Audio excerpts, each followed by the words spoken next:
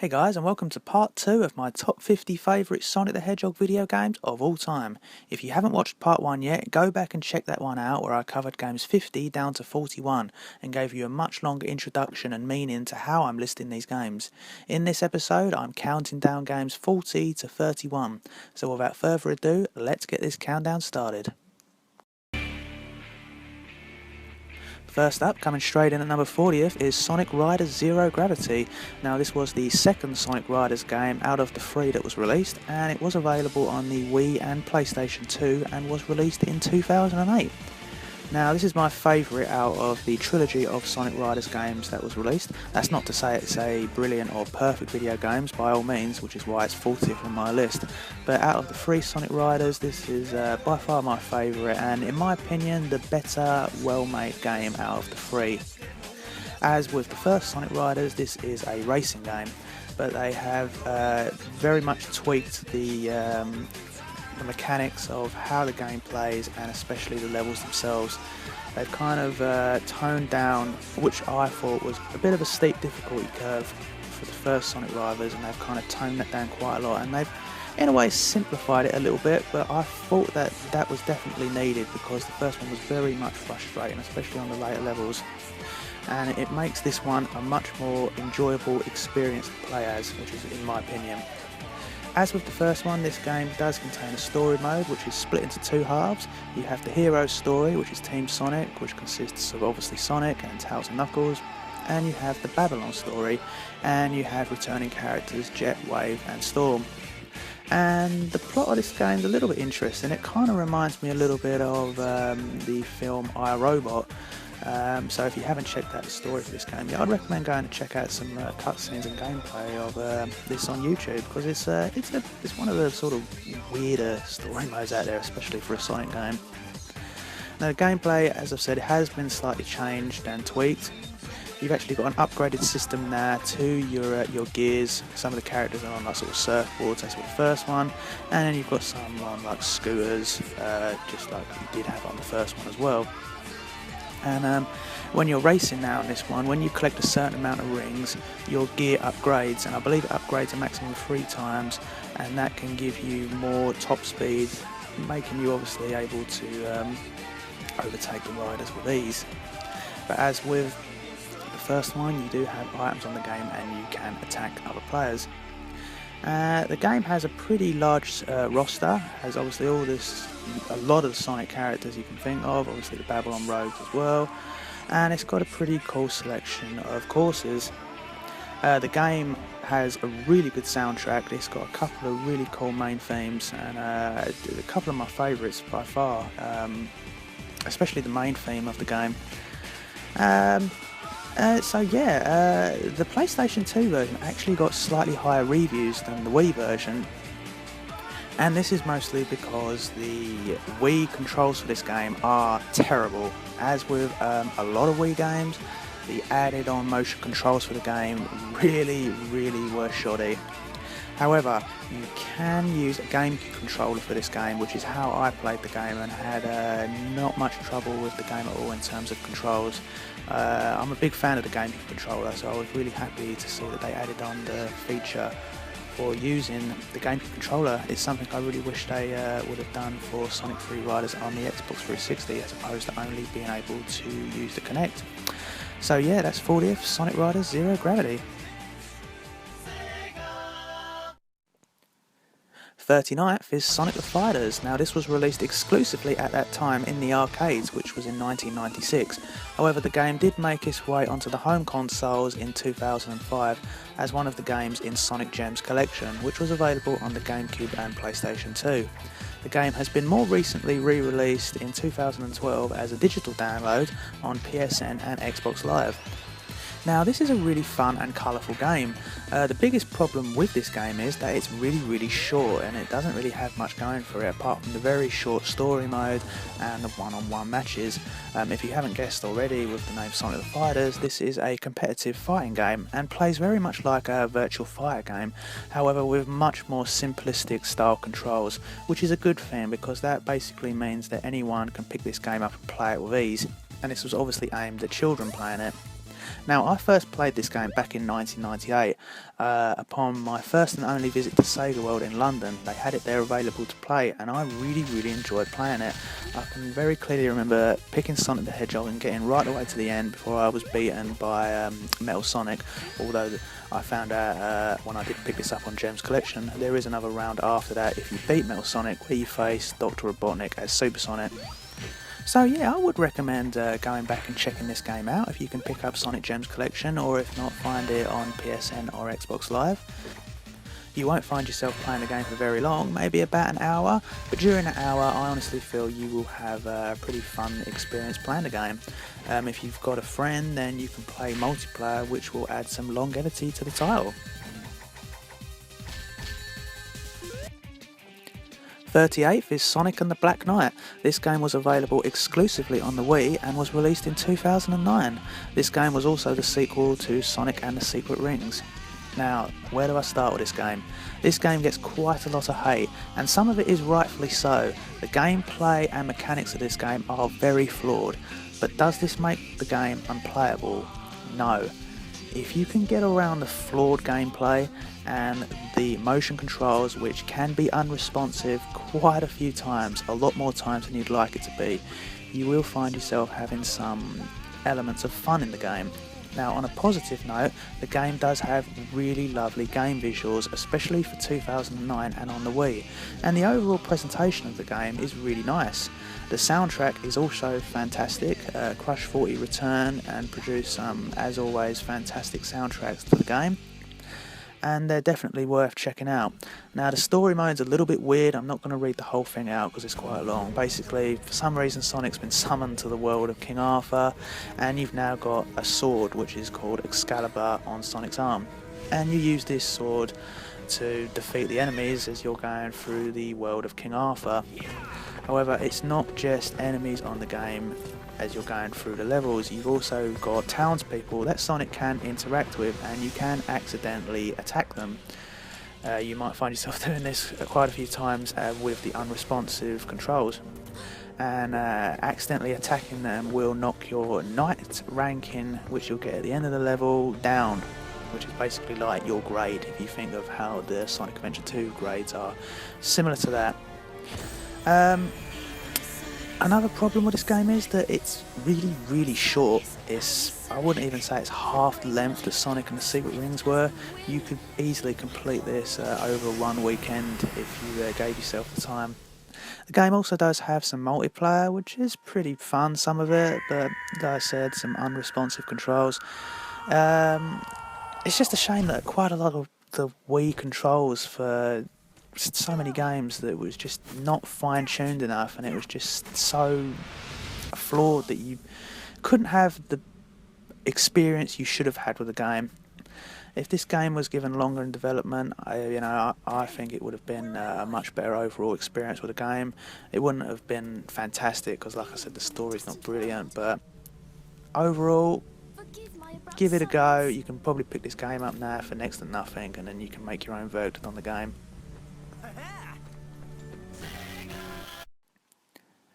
37th is Sonic Blast. This game was available on the Game Gear and was released in 1996.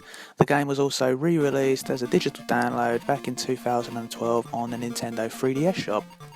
Now, I honestly feel that Sonic Blast is the weakest out of the 2D side-scrolling Sonic games on the Game Gear. Not a bad game at all, but the Game Gear had some absolute fantastic 2D side-scrolling Sonic games, as you will see as this list goes on. It's just that I felt that this was the weakest out of the ones released on the Game Gear. Probably the biggest feature for the game is that the game features pre-rendered graphics. In fact, the sprite for Sonic and Knuckles is almost like a 3D rendered sprite, which is quite incredible when you think this is on an 8-bit handheld released in 1996. But a problem that brings is that as well as pre-rendered graphics and a background, on an 8-bit machine it means there's a limit to how much can actually be on the screen at the same time. The camera is zoomed in quite close to the character sprite you're playing as, which is either Sonic or Knuckles, so it can make it a little bit tricky to see some oncoming hazards to the levels you're playing as. which is a shame because it's not really the game or the hardware's fault. I just think the developers aimed a little bit too high with this game when they was developing it. The level designs themselves are pretty decent, and it does have some pretty okay music. This was actually the second from last official title for the Game Gear ever released, and as a result of that, this game has become incredibly rare to come across and also very valuable. If you try to find the PAL version of this game on eBay, you are looking to pay a lot of money for it. Also, funnily, this game was released around the same time as Sonic 3D Blast on the Mega Drive and Sega Saturn, but this game has no comparison to that game at all, despite being called Sonic Blast, and this probably confused a few people. In fact, it actually confused me at the time, because I remember seeing this available to buy in the game shops, and I thought, oh, maybe this is the Game Gear version of Sonic Blast, but there is no similarities to the story, enemies and bosses in this game. But I would definitely not recommend paying the ridiculous prices this game's going for on eBay for the Game Gear. I would recommend giving the game a little look on the 3DS shop, however. 36th is Sonic and the Secret Rings. This was available exclusively on the Wii and was released in 2007. This was one of the earlier titles to be released on the Wii and was the first Sonic game to appear on that system. This game was originally meant to be a port of the 2006 game Sonic the Hedgehog, however the developers changed this to have a game that featured the Wii motion controls. This game I feel is better than its sequel, Sonic and the Black Knight. Both games have similar-ish style gameplay that features use of the motion controls and features storyboard artwork for most of its cutscenes during its story mode. I find that the controllers for Secret Rings are not as flawed as they are in Black Knight, which is pretty mad considering you think that Black Knight's its sequel. But they are still by no means perfect, sometimes still not being responsive enough to your commands. The story for this game is overall okay, and you'll find yourself invested in it if you stick with the game. Sonic has been transported to the world of the Arabian Nights to stop villain Eraser Jin. On your travels, you'll be accompanied by Shara, Genie of the Ring. You'll also encounter some of the other Sonic characters throughout the game, however they are their Arabian Nights version and not the same character from Sonic's original universe. Positives are the game is very lengthy, and for an early Wii title the graphics are pretty decent.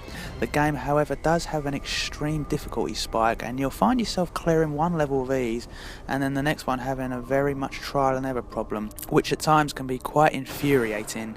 It's nice to have a game featuring a villain that's not Dr. Eggman.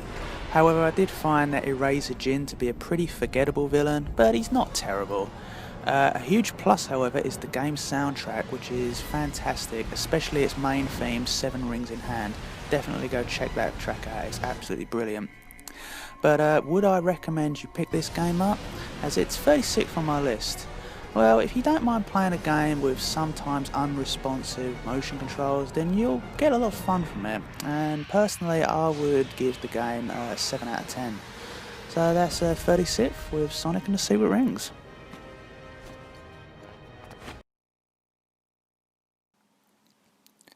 35th is Sonic Battle. This game was available exclusively on the Game Boy Advance and released in 2004 in Europe. Sonic Battle is probably the closest you'll get to a Smash Bros style game featuring Sonic characters. The battles are fought in 3D arenas with the characters in 2D sprites, and this plays very well in that. The sprites used are from the Sonic Advance games, with the exception of the characters who are not from the Advance trilogy. They have all new sprites.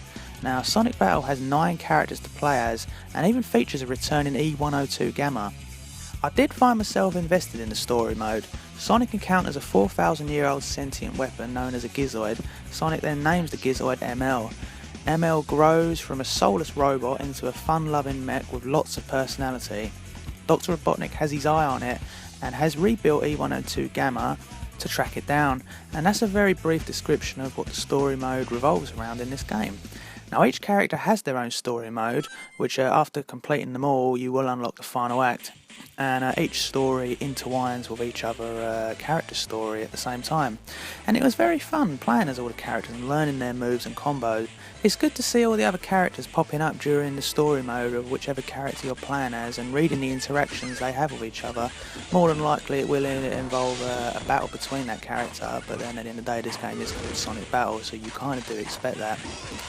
During the story mode you unlock moves which you can add to ML's own moveset. There are many to acquire, and this and getting the moveset you want for ML can be a little bit of a grueling task, but if you heavily invest the time you could really make an intense fighting machine out of ML. Overall, this is a pretty solid Sonic game that's not a platformer, and I enjoyed investing the time into its story and trying to make the best moveset I could possible for ML. Now, the anime Sonic X actually did a saga for this game, and while it's not a 100% accurate crossover to the game, Sonic X does do a good job with its adaptation. If you like the Smash Bros type games, then I'm pretty sure you'll get a lot of fun out of this title. Now, despite only being available on the Game Boy Advance, the game is still reasonably cheap to pick up. You can probably find the cart alone for around the £10 mark if you look on eBay. And it's definitely worth picking it up for that price. I would very much recommend giving this game a go. Coming in at 34th is Dr. Robotnik's Mean Bean Machine. This game was available on the Mega Drive or Genesis, however there were versions of the game also released on the Sega Master System and the Game Gear, but the Mega Drive version in my opinion was the far superior version. This game was released in 1994 in Europe. Now, this was one of the first games I had so much fun playing during the mid-90s for its multiplayer. I also really enjoy its comical story. Now, Adventures of Sonic the Hedgehog is my favourite cartoon, which is another reason why I probably favour this game quite a lot. Dr. Robotnik has hatched a plan to ensure no fun or music remains on Mobius. To do this, he kidnaps the jolly citizens of Beanville and puts them into a giant roboticizing machine called the Mean Bean Steaming Machine to turn them into robot slaves. You, the player, sets off on a daring mission to defeat Robotnik's minions and stop Robotnik. It should be noted that you don't actually play as Sonic the Hedgehog, or is he mentioned throughout the entire game. Now, this game runs on the exact same engine that the Puyo Puyo series does. If you're not familiar with the Puyo Puyo series, I'd really recommend giving it a read up and seeing some of the other games from this series. It's a really fun series, and I've played quite a few of them over the years. Basically, to play this game, you need to combine the coloured beans and making a chain reaction to remove the beans from your grid. Doing this will send robotic beans to your opponent's grid, which can only be removed via chain reactions from organic beans. The first person to reach the top of their grid loses. Now, the game starts very easy but gets much harder and faster towards the end. Each badnik has its own strategy to beat you, but no two games will ever be the same. All your favourite badniks from Adventures of the Sonic the Hedgehog appear, such as Scratch, Grounder and Coconuts. If you've watched the first episode of Adventures of Sonic the Hedgehog, which is called Super Special Sonic Search and Smash Squad, many of the badniks from that episode are your opponents on this game, which adds a nice continuity to the game and series. The animations for the badniks are quite comical when you're beating them. This game has been literally re-released on every system since its initial release in 1994 as either a digital download or as a part of a compilation game.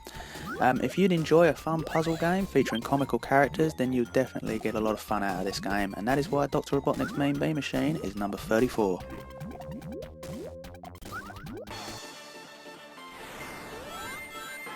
Third is Sonic Rush Adventure. This game was available on the Nintendo DS and was released in 2007. This game was the sequel to Sonic Rush, which was also on the Nintendo DS. Now, I like the Sonic Rush series on the DS. They're very fun, colourful platformers to the Sonic franchise. Sonic Rush Adventure, like Sonic Rush, has some very funky and sometimes bizarre music, but it kind of adds to the feeling for this series. Blaze from the first Sonic Rush makes her return, along with brand new character Maureen the Raccoon. I'm a fan of Blaze and I don't mind Maureen. She's a very energetic and somewhat carefree Sonic character. This time you're teaming up with Blaze to retrieve an ancient artifact known as the Jeweled Scepter from new villains to the Sonic series, Captain Whisker and Second in Command Johnny. Captain Whisker is pretty much a robotic pirate version of Eggman.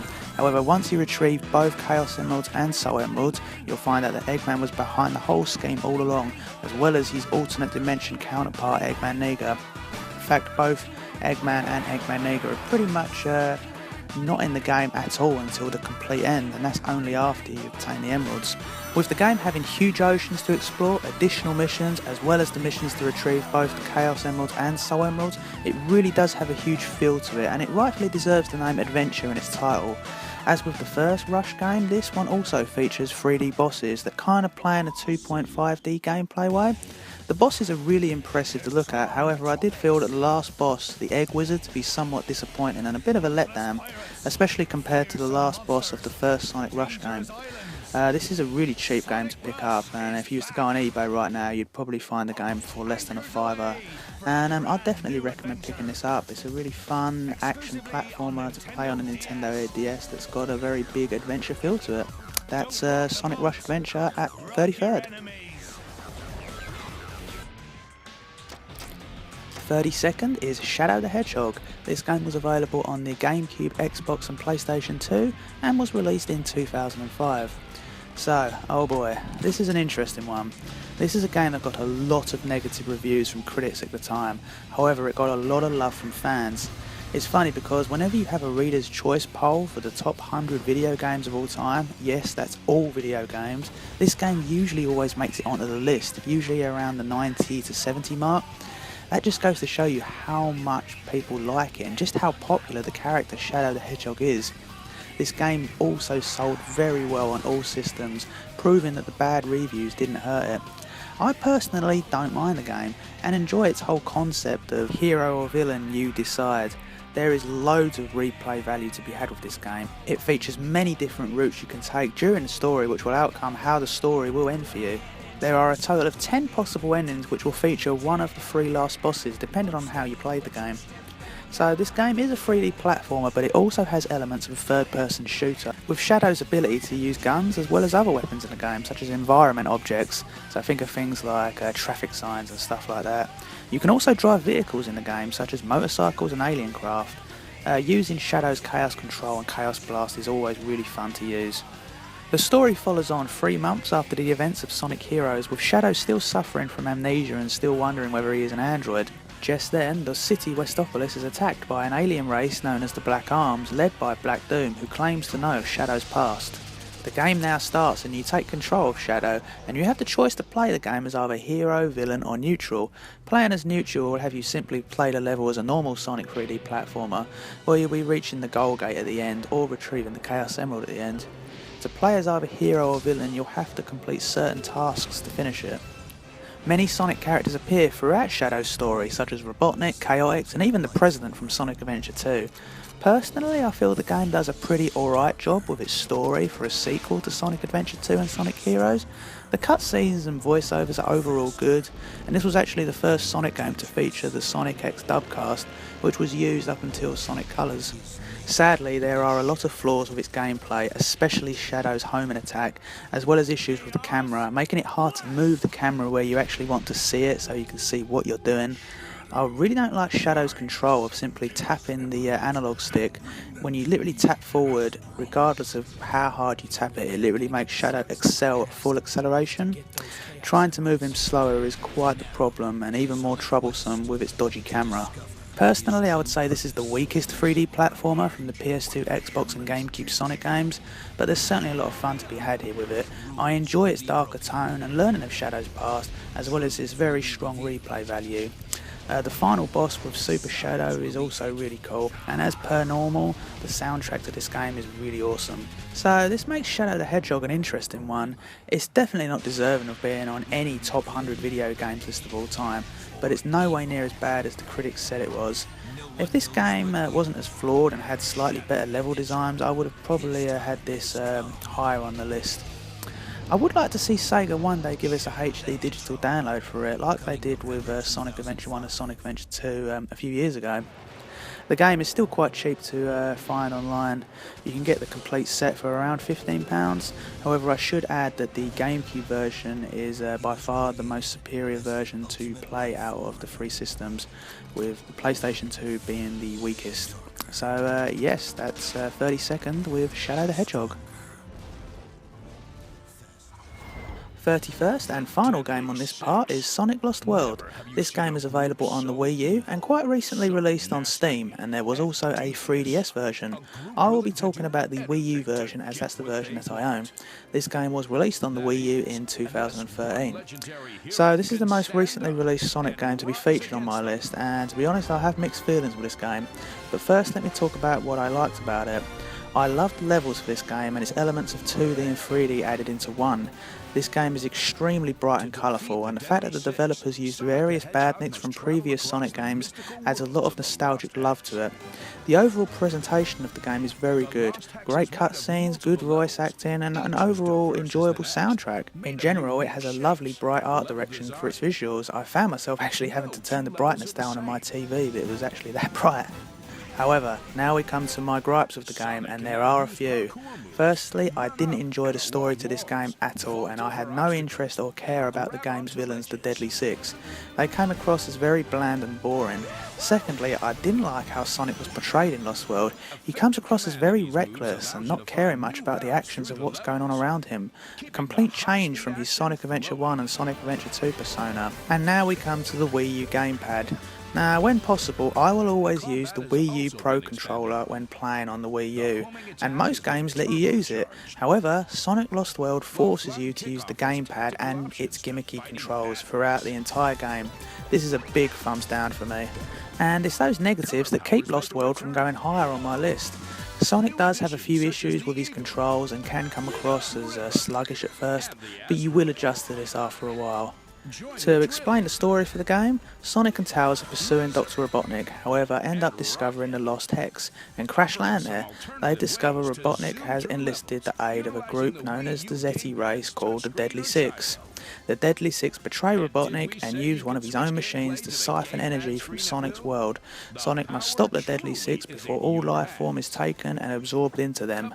So yeah, if you look at the game for its levels and designs, it's great and a blast. But it's all those other issues that keep it from going any higher, as well as being forced to use the gamepad. This game sells now for around £15 to £20, which is about what it's worth. It's worth picking up for that price for playing the levels alone. I'd be happy to know how the 3DS version plays, so if you have got the game or have played it, be sure to let me know in the comments section below. I'd really appreciate to hear your thoughts on the 3DS version. But yeah, for the Wii U version, that's Sonic Lost World coming in at 31st. Do you have what it takes to take them down? Do you have... And that brings this video to a close. To quickly recap, coming in at 40th was Sonic Free Riders, 39th Sonic the Fighters, 38th Sonic and the Black Knight, 37th Sonic Blast, 36th Sonic and the Secret Rings, 35th Sonic Battle, 34th Dr. Robotnik's Mean Bean Machine, 33rd Sonic Rush Adventure, 32nd Shadow the Hedgehog, 31st Sonic Lost World. So yeah, thank you very much for watching this video, guys. Please be sure to let me know your opinions on any of the games I've mentioned down in the comments section below. If you enjoyed this video, I'd really appreciate a thumbs up, and if you haven't yet, please do subscribe. It does mean a lot to me. Part 3 will be in the coming weeks, but until then, take care of yourselves and see you on the next video.